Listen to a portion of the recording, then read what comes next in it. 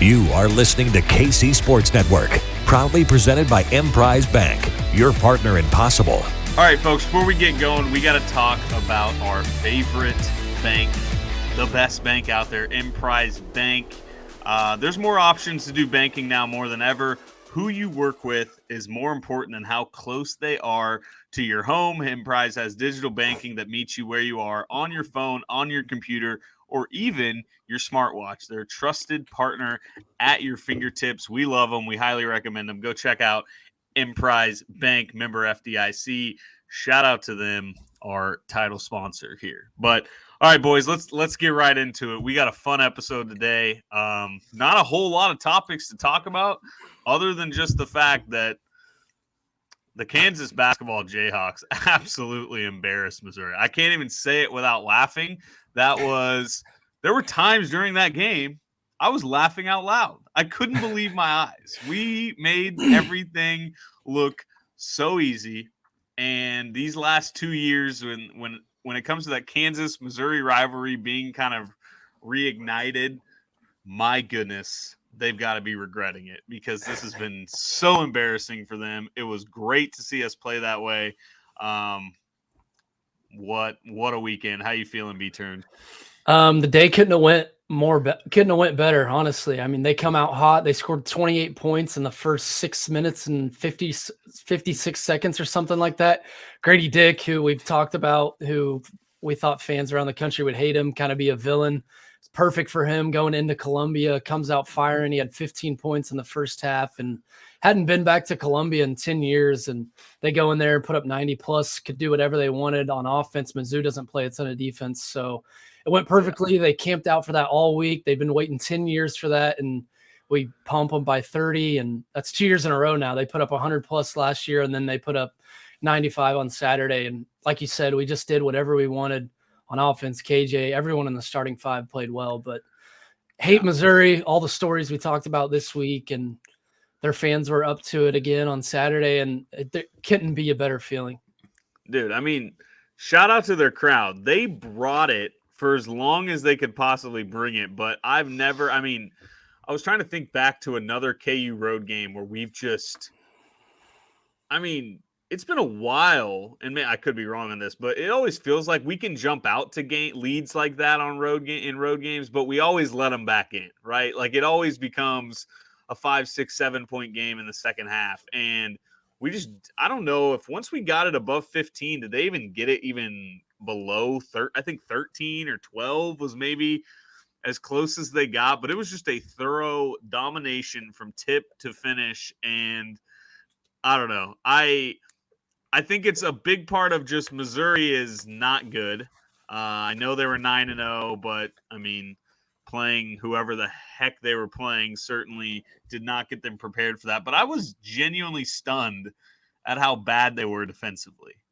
And I tweeted it. I said, like, the fact that I didn't bet on us to cover 3.5 points is an opportunity I will forever regret for my entire life. An ounce of research on that team, I think, shows you we were going to blow that game out. But for whatever reason, I wasn't that confident. But it was crazy. They couldn't defend a ball screen. They couldn't defend a pick and roll. They couldn't defend a simple cut to the basket. Like, it was just so easy. So this is a long-winded comment to get to. How excited should we be about KU's performance? And also, or how much of this was just Missouri being really, really bad? I think it's a mixture of both, but I'm certainly not going to get my hopes up that we're going to be playing offense that efficiently all season. Yeah, I think defensively they're terrible. And we talked about it last week when me and AB did the pod. I don't even have the numbers on me, but the game before KU, they play Southeast Missouri, SEMO. They gave up 89 points to them. And KU comes out, like I said, 28 points in less than 7 minutes of game action. Like the game total shouldn't be at 28. And I thought we were going to – at one point I looked up the Kentucky KU game back in the day when we scored 150 because I thought we were going to get to that point during the game. It's funny. That's what it felt like. You literally started crossing your mind. And what if it we was score 150? Yeah, it was just layup after layup after layup. And like early in the game, KJ caught a lob from DeJuan. He clanked the layup, and I've kind of been tough on KJ. I think I expect more out of him and to finish around the rim because he's so athletic. And after that point, he was 9 for 11 from the floor, just catching lobs, layups, Grady layups. Kevin McCullough, since he didn't play against Texas Southern, but he came back against Seton Hall. He was great. He had a couple big shots in the Bahamas. He was so good on Saturday. So from a scoring standpoint, we're always going to have Jalen there every night. Like, I just expect 20 from him. Kind of feels like Deidre Clausen at this point, where he's just going to get around 20 and like 8 boards. Him, Grady, McCullough, and then DeJuan just going to facilitate. Like, DeJuan doesn't even shoot the ball. So from an offensive standpoint, I feel really good. I think we have 3 really solid scorers, and hopefully KJ is going to be, if KJ can be any shell of that for the rest of the year and our bigs can keep developing. It's tough to expect much out of the bench because you never know with Joe coming off. He'll just come in firing. He has his nights, but I think him and Bobby give us good minutes. But I think we have 3 good scorers. Grady came out first half, scored 15 points. Which that does scare me about him. I think he shies away at sometimes. The rest of the way. Yeah. He can disappear. He's done that. He's done that too. He did that in the Bahamas where he hit a bunch of threes in the first half against NC State, kind of shied away. And then Duke, he didn't do anything until the end of the game, which he kind of helped us. He really helped us win that game. But I think we have 3 elite scorers that are going to get better throughout the year. I mean, you brought up KJ, and it's an ultimate win for UAB, who called it from the summer that KJ was going to start. I laughed. I said, we can't start a 6'5" center. And I think we've all doubted it being our true, like, if that's truly our starting lineup heading into March, are we going to be that good? But it kind of reminds me of the conversations about DeJuan Harris last year. Like, everyone liked DeJuan, but I think the whole point was, well, I mean, we have Remy, right? Like, Remy will be the starter. And, like, it was always like, well, in March in conference play, DeJuan won't start. And then he just continued to be super solid, continued to be really good. And he just got to the point where you can't take him off the floor. And then KJ's getting Draymond. I mean, Bill called him like Draymond version. I don't know if he compared. Yeah, he kind of compared him to Draymond, which is crazy to think about. But I mean, huge win for UAB. How are you feeling about KJ? Is he our guy? The rest of do you still think there's a spot open at the 5 to be a starter, or is KJ kind of just taking it? I mean, if he keeps playing like he did the other day, while it's fresh on my mind, because I will forget it so my brain works, I'm going to say he made the single greatest play in Kansas basketball history for when he dove for that loose ball right before half, dished it back to DeJuan. DeJuan gave it right back to him. To me, that was KJ Adams in a nutshell. But, like, when you were talking about it there, is it at all like a Hunter Mickelson situation? Because people forget he started that triple overtime game and then, like, slowly but surely just faded away. And KJ's better than that, but is there a shot that once Uday, say, for example, progresses and gets super good, where he has to play 28 minutes a game, is KJ just going to kind of fall behind and be at 8 minutes a game like he was last year? I guess if Uday can progress and be good enough, but that's kind of what I mean, it's pretty concerning that, like, we won by 30 points and Zach Clements couldn't get minutes in that game. Yeah, I think at this point we move on. And Uday even didn't get a ton of minutes. And so I'm wondering, like, has Bill just kind of lost trust in those guys? Or, I mean, we've seen things really click for freshmen really quick. Like, there could be a time in Uday could have like a little 2-week stretch at the beginning of conference play where you just start to see him figured out. Like, Kelly Oubre was not a factor at this point in the season when he was here. So I don't know if Uday will do that, but KJ is just so much further ahead than I ever thought he would be in this race. And considering he's coming off his best game of his career, it will be interesting to see how long it takes for guys like Uday or even Clements or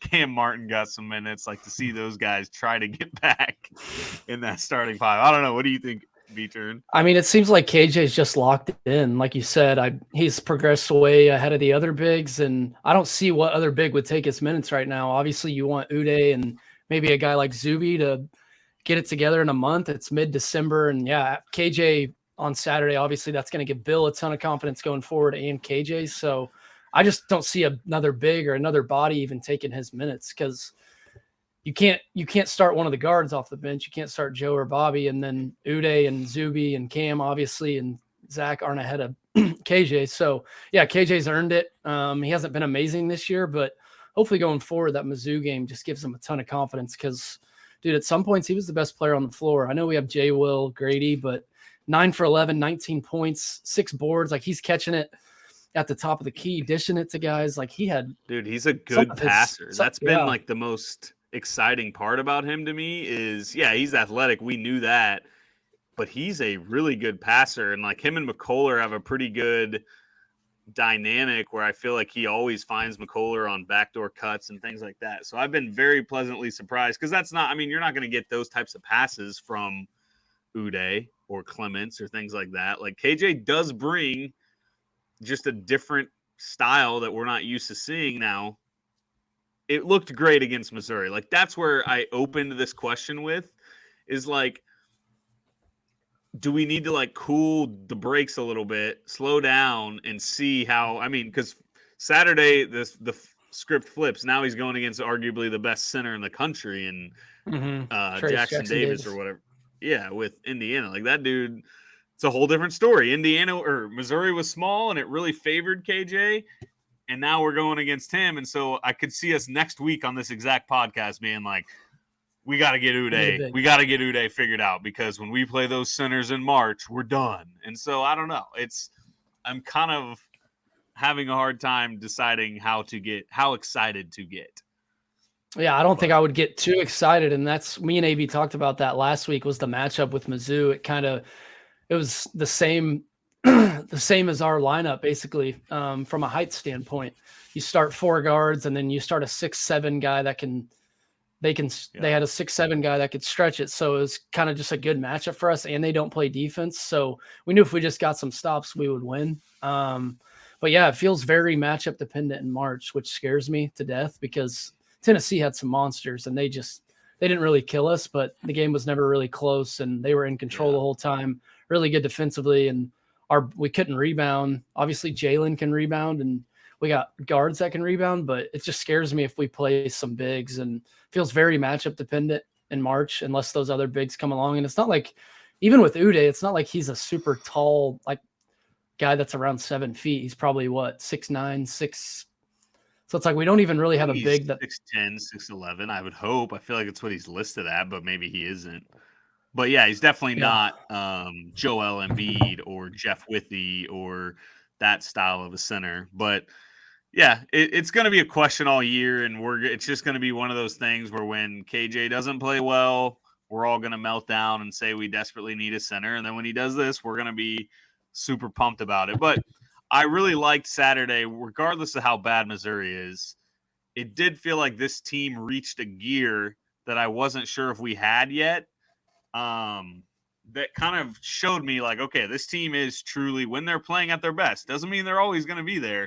They have a pretty low like their worst can be pretty bad, I think, because offensively we're limited, things like that. But when they are going like they were going, I do think this team has a high ceiling, and I do think this team can be truly thought of as one of the 5, 6, 7, 8 best teams in the country, which I don't know if I agreed with that. What do you got, AB? All right, so you guys know how we've mentioned this a million times in past years, but the whole, 16 of the last 18 champions on Ken Palm, top 20 offense and defense. KU's one of 7 teams, I believe, that fit that mold right now. So we're better Ken Palm wise right now than this last year's team ever was, right? Until March. It dropped there a couple weeks ago. We were down to 20th, and we're all the way back up to 7th, I think, and it feels wide open. I know it's so early, but look at the top 5 in the AP, and it's teams that have won championships, but it's no one that's scary. It's not Kentucky or Duke. It's UConn, Virginia, Houston, Texas. I wrote a note here to ask you guys, who is the best team in the country? I don't think anyone can definitively say, oh, that's the best team in the country. I know some people will say UConn right now, but sorry, color me a skeptic on you. I still have mine. Arizona Wildcats. I like them too. Yeah, they're so sick. I think they're pretty well rounded. They play quick, they can score, they got guard play, they got bigs. Houston, I love Houston. They got athletes.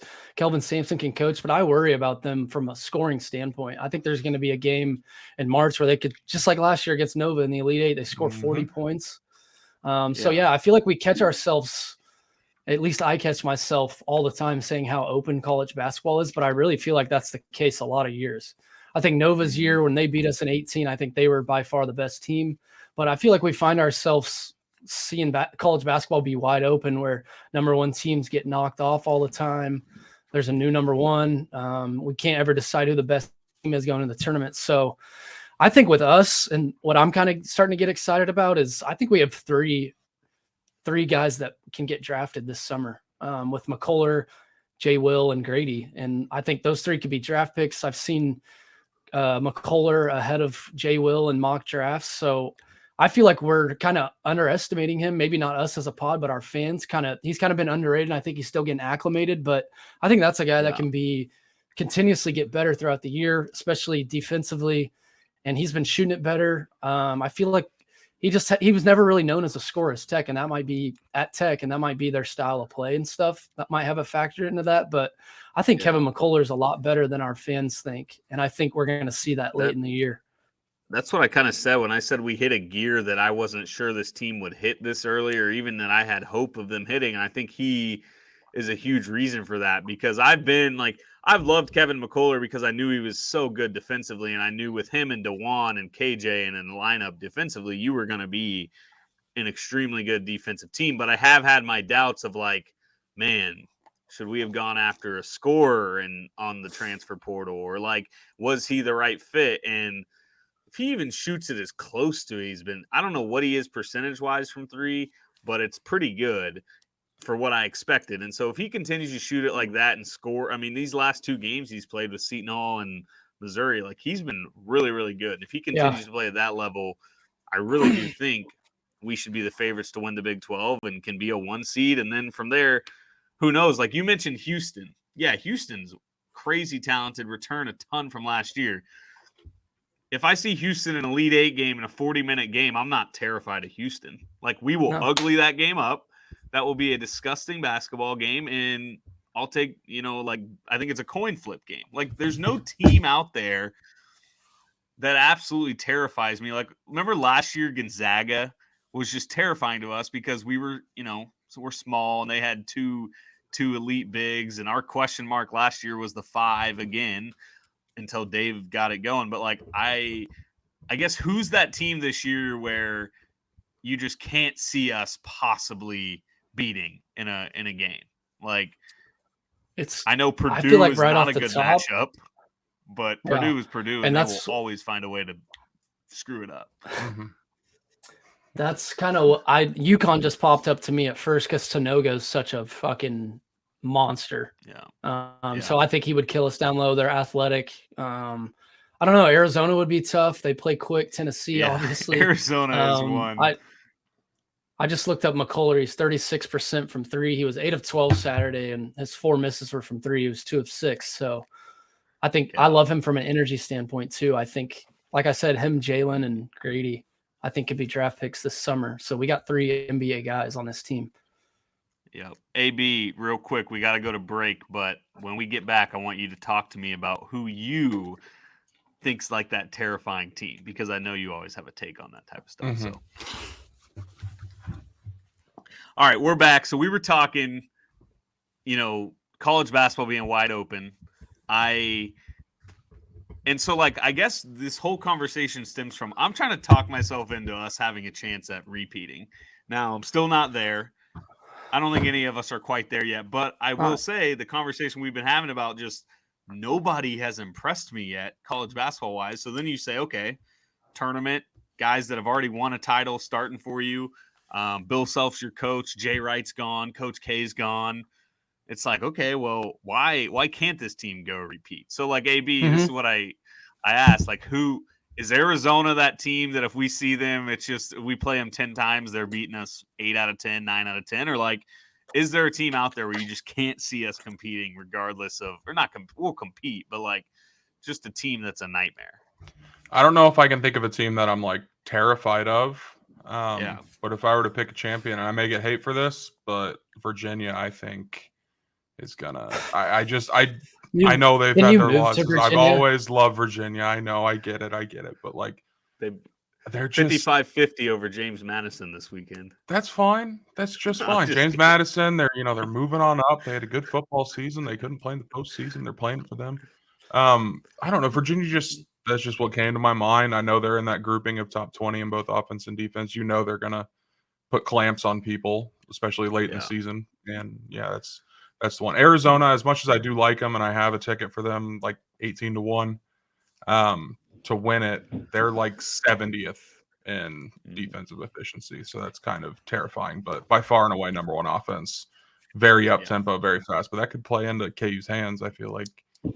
I think we talk about when games get going like that, KU's clearly shown they can hang tight and keep putting points up. So we talk about guard play in March all the time, and a lot of people do. And I think a team, if their guards can get hot in March, I think, which we probably got to touch on a certain person that's attached with this program, but Texas, with Chris Beard obviously getting in trouble, but Tyrese Hunter, Marcus Carr, they have a stud freshman. They have a bunch of length. They're athletic. They guard.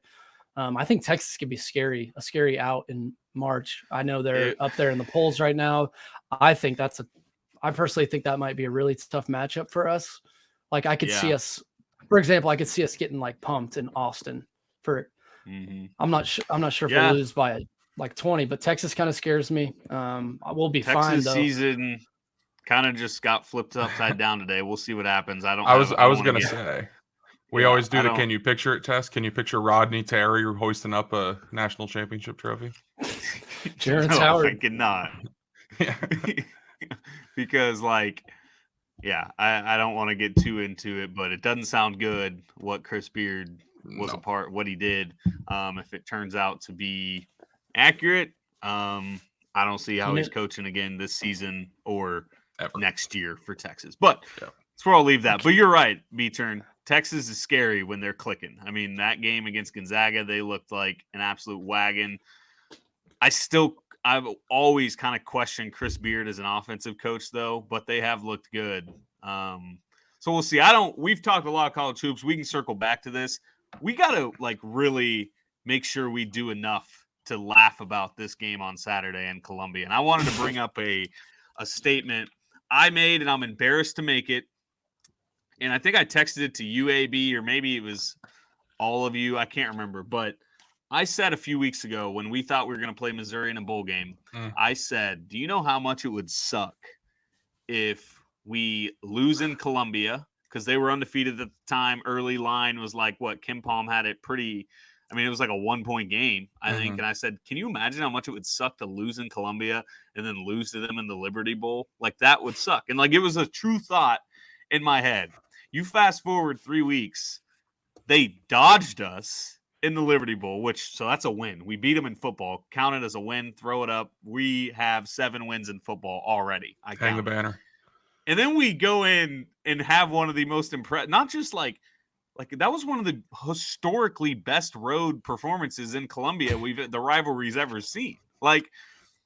The way this rivalry has just shifted, and it's always been in our favor, but it's wild how I mean, as a Missouri, again, I feel bad for Tucker, and he handled it well on Twitter. He was sad. I feel bad for him because I love the guy, but what is going through your head right now if you're a Missouri fan?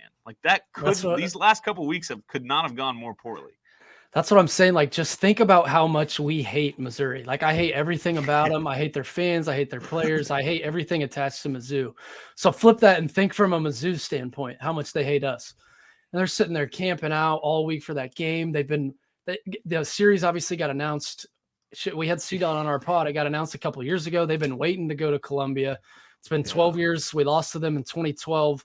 They're camping out for that. They're listening to what's the song called? Mr. Brightside. Yeah, they're chanting "Fuck KU," which sounded electric. Just think about how I was fired up. I was pumped for that game when I saw that. Can you imagine how fired up their fans were, dude? And they're just the spread's close. We think it's going to be a close game. They obviously think they have a chance. I'm going to say this now. He told me not to tell anyone, but I saw CDOT at the Fieldhouse a couple of weeks ago. Comes up to me and he's like, "Dude, we're going to beat KU in Columbia." He tweeted that. Yeah, so their fans were all in on winning. They should have been. We go in there, we're up 29 at one point. I thought we were going to beat them by 40. I thought we were going to score 60 in the first half. We scored 28 in the first 7 minutes. We scored 102 last year. Our walk-ons are in both games early, just nailing threes. Jankovic, Chris Tehan smoking on the floor. And it's just the best feeling in the world. Like I tweeted, I can't stand K-State. Their fans drive me crazy, but nothing even touches my hatred for Mizzou. I think they're disgusting. Yeah. Early in the game, they were fired up. You saw Dorkwitz in the student section holding up signs, yelling. If Leipold did that, I would be embarrassed. It was so weird, and he's especially so weird. After that was such a bad move by him. After he died, like it was so clear he wanted no part of us. To then go like to me, he's just got to kind of lay low at that. Yeah, game. And show up, support your team, exactly. But he doesn't even know what it's like to hate KU either, which kind of. He's obviously supposed to, but it's not like he's ever played us or had affiliations with us. So it's just, he's a dork. And he made comments about us in his press conference saying we haven't been to a bowl in 14, 15 years. But you would think you would lay low when you dodge us. Comes out that you dodge us, and then you put up a picture of the Liberty Bowl, Memphis Stadium, saying we'll play you anywhere. And obviously that wasn't the case. I'm sure Liberty Bowl wanted it to be KU Mizzou. I mean, outside of us showing up in Memphis and beating the absolute crap out of them in the Liberty Bowl, I can't think of how this rivalry could have gone better for us the last 3 weeks. Like, I don't know a scenario. Like, we still get to go to the Liberty Bowl. We get to play Arkansas. That's really fun. We get to make jokes about Missouri the whole time. And, oh, by the way, in the middle, we almost 30-ball you at the biggest home game your basketball crowd's seen since probably 2012. Like, have they been good enough for a game like that to matter since they left? Tucker was saying last week this was definitely the biggest since 2012.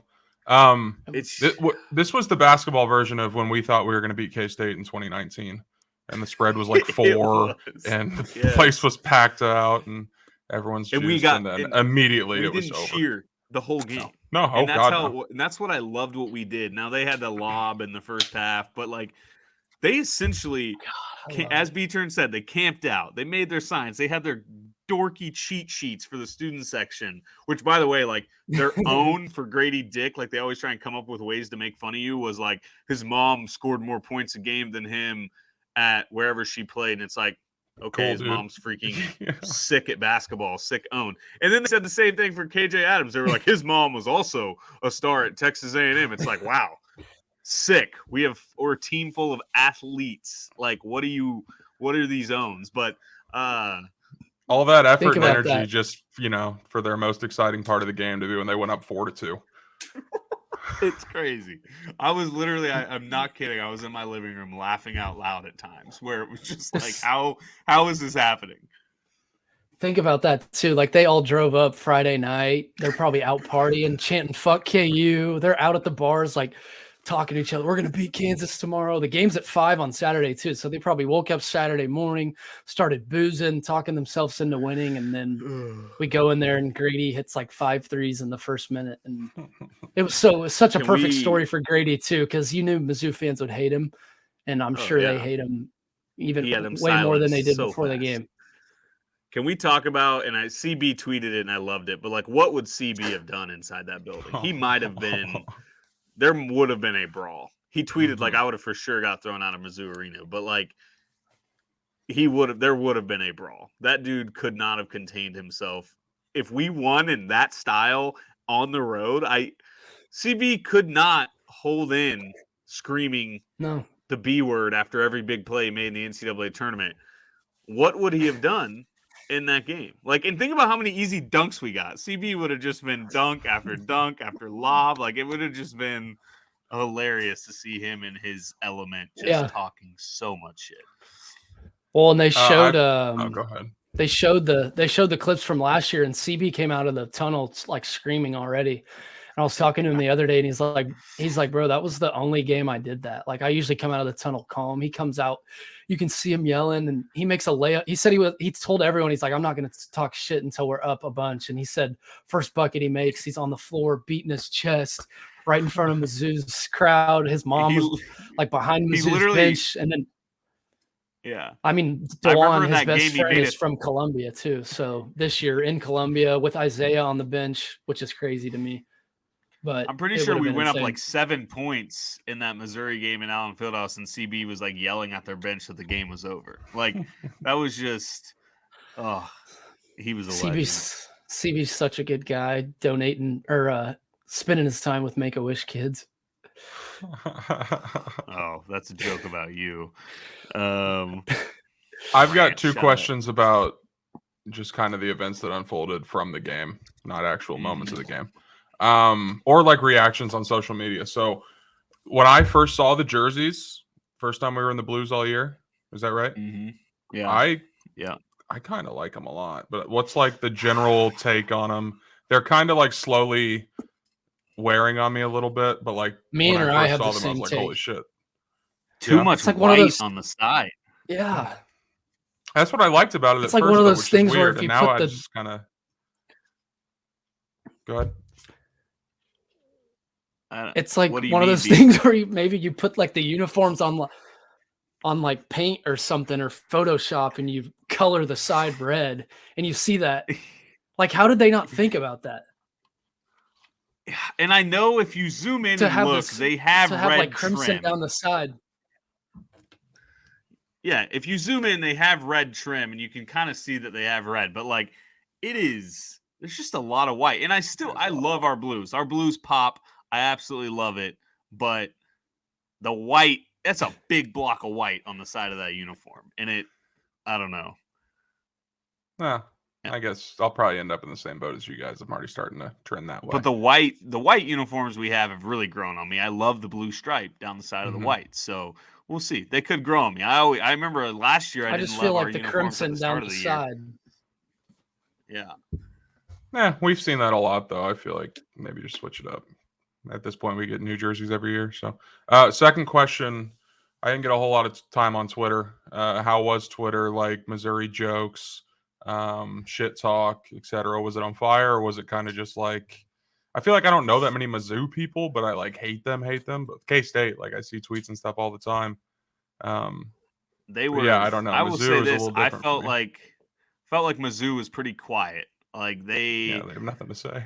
I mean, it was just a tough spot. I tweeted, and I tweeted like Jalen was kind of chirping with the student section at the end of the game, pointing to the scoreboard, telling them bye and stuff, and they were still chanting, I assume, DUI.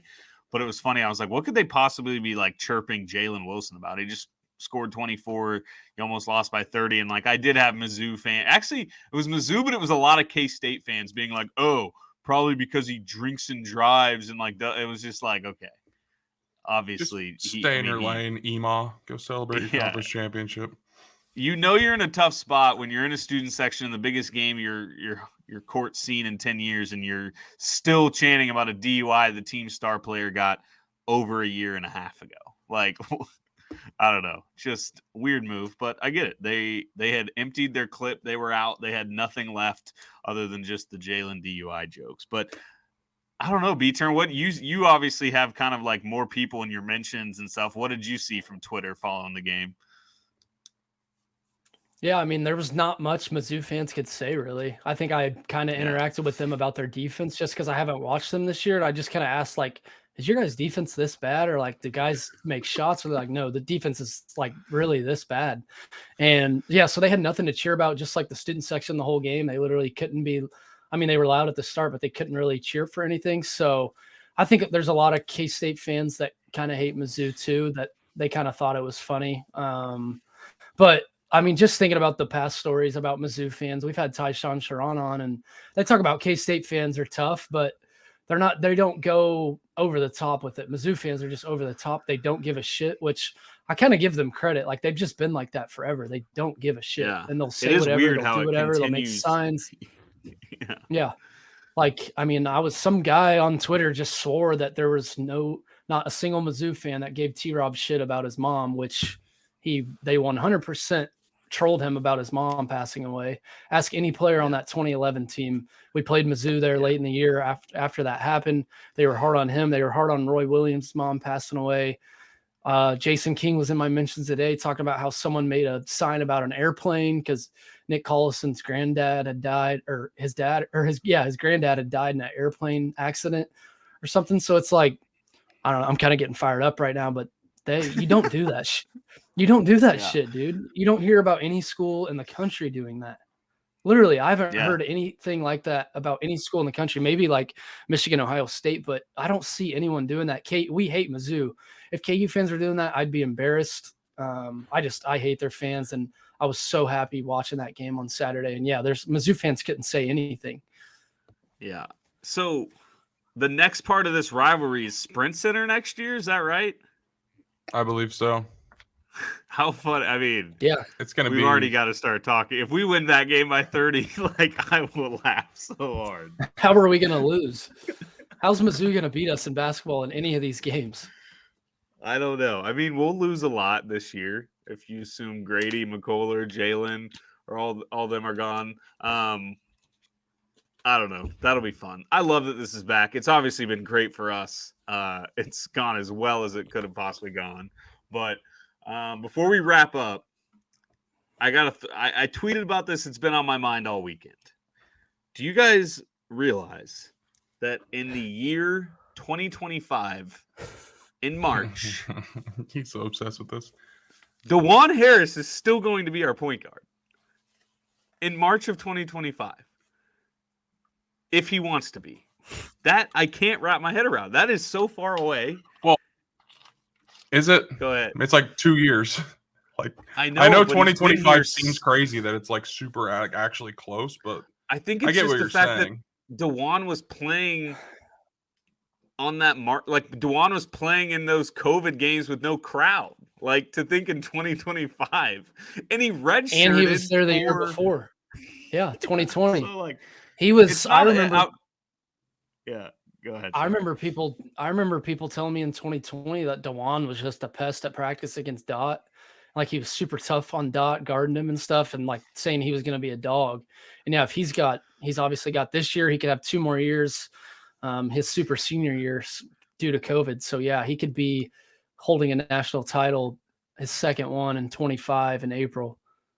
It's just really funny to think about. And I know the Lightfoot jokes and things like that get overdone, but like, DeJuan Harris, like Mitch Lightfoot was playing sparing minutes. Like DeJuan Harris is going to play 40 minutes, like 37 minutes a game in every Kansas basketball game until 2025. Like that is hilarious to me. Imagine you're a casual fan that tunes into the Champions Classic and maybe the NCAA tournament, but you're not watching all year. And then you flip it on in 2025 and NCAA tournament. And you're like, what? This guy, I don't know. I just love it because he has so much control of a game. When he goes out of the game, you can just see our offense start to struggle. And to think that we've got that type of guy until, I mean, my God, how old are we going to be in 2025? I'm going to be 30. Whoa.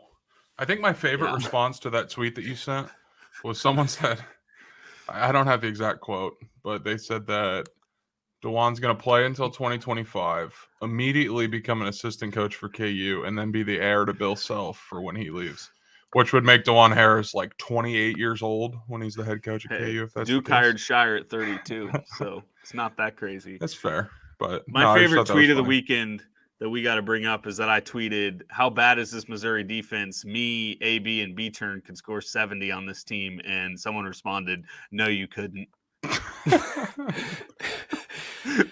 Like I truly thought us three would scheme an offense to go score 70 on Missouri.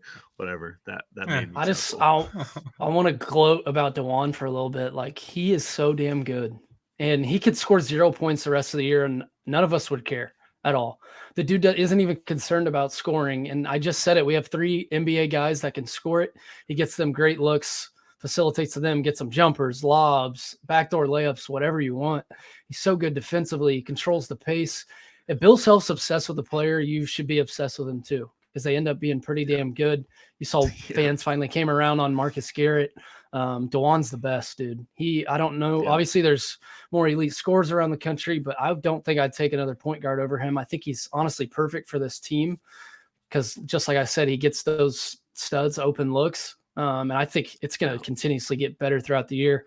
Our fans are going to love him. And you might have to get used to him for even 2 more years. And that's the thing too, is he can score, dude.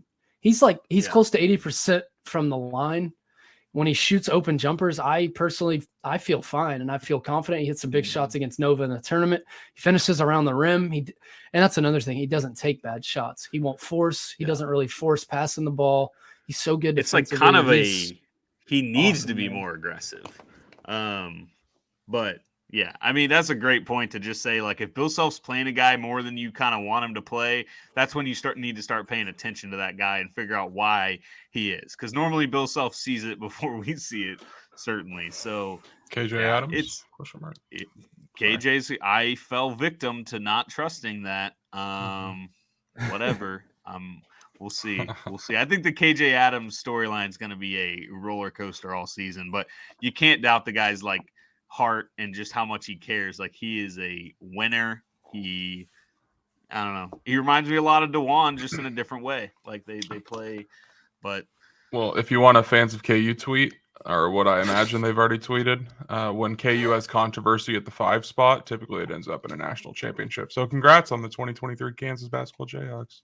People forget that. Wouldn't it be? It would be kind of sick if we had. Sorry, this is just me going on a tangent about visuals, but it would be very cool if it was like national championship banner row had 1920 started with 1922 and 1923 and ended with 2022 and 2023. That'd be pretty sick. That would be pretty sick. Mm-hmm. That would be pretty sick. One last note on DeJuan. I ran some numbers. I don't think he can catch Aaron Miles for all-time assist record because Aaron Miles was absolutely bananas, like what he did. But he can catch Valentine for all-time steals record.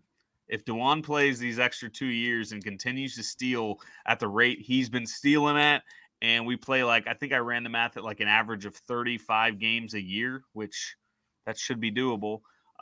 He could do it. So DeJuan is a guy that, when it's all said and done, now, yeah, he'll get an extra year, but he's going to be up on those record books. He'll be top probably 10 in assists, maybe top 5 in assists, and he'll be top 5 in steals. So it's kind of crazy. Where's he going to be at in wins, I guess? Yeah, and wins is going to be a lot too. So, because, yeah.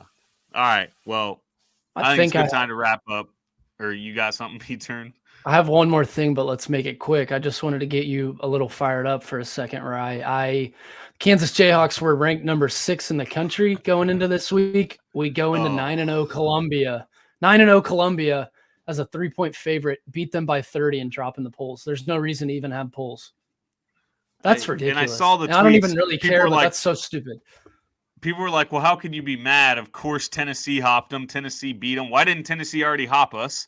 And then the other thing was, who was the other team? Oh, and Alabama hopped you. Okay, well, then rank us ahead of Houston. Like, we didn't lose to Alabama.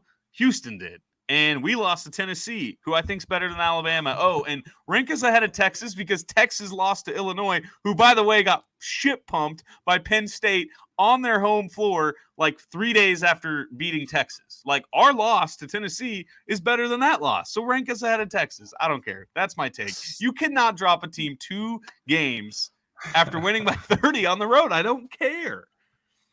God, it's terrible. You did get me fired up. I love it. And like, I'm glad you asked that. There's nothing better than care about rankings. It's become a thing. I feel I just have to do it. It's dumb. And like you said, do we really care? No. 6 versus 8 means nothing. But like common sense. It does bother me. Yeah. You rank Kansas number 6 on Monday. And then they go on the road and they win by 30 and you drop them. So why were they 6th last week? How do you I don't know. It's obviously it's December and rankings don't matter at all. But it's just weird. They certainly do. Defending national champions, a blue blood program, beats their biggest rival by 30 on the road and drop in the polls. Yep. Well, glad you brought that up. That's a good way to end. Big one coming up Saturday against Indiana. We didn't touch on it a ton. It's going to be a tough one. We talked a little bit about how they're a tough matchup, but I don't want to get too into that. This was a fun episode. We just had to get on here and laugh about Missouri. Like, that was truly the sum up of that game was just funny. It was a funny game. It was a fun game. It couldn't have gone better for us. And I'm excited to win by 30 next year in the Sprint Center. So when's the last time thank you as always. That game where T-Rob got called for that bogus charge and we lost. Sure is. Refs preview the bowl never game helped soon. us against them. Just kidding. Pregame the bowl. We still got to pregame our bowl game that we're playing in this year. People forget. Indiana at the Fieldhouse on Saturday. Trace Jackson Davis, one of the best players in the country, will be a handful for our bigs. Indiana's a top 15 program, obviously legendary program. Mike Woodson, great coach, NBA coach. That's going to be exciting Saturday. Probably will tell us even more about this team, even though we're at the Fieldhouse. We love winning games there. Yeah. Kansas athletics is in a great spot right now, boys. Yeah, the Lady Hawks, baby. Lady Hawks 22. Don't get me started on that ranking either. That's a garbage ranking too. What are they ranked 22 for? All right. Before I rant about rankings, let's get out of here. That was a good way to finish it up. All right. Yeah, whatever. I can't start caring about women's rankings too. I put too much towards the men's. But all right, folks, as always, thank you all for listening. We'll be back next week, and rock chalk.